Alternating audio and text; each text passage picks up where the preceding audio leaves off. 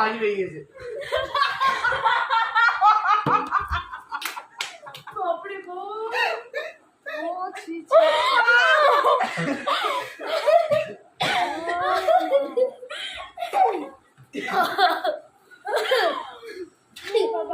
এত হাসির কারণ কি? এত হাসির কারণ কি? এই যে কারণ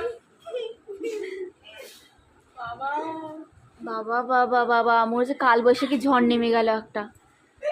এত হাসি। এখন বাজে 10:30। আর এদের হাসি তোর কি বাবা বাবা।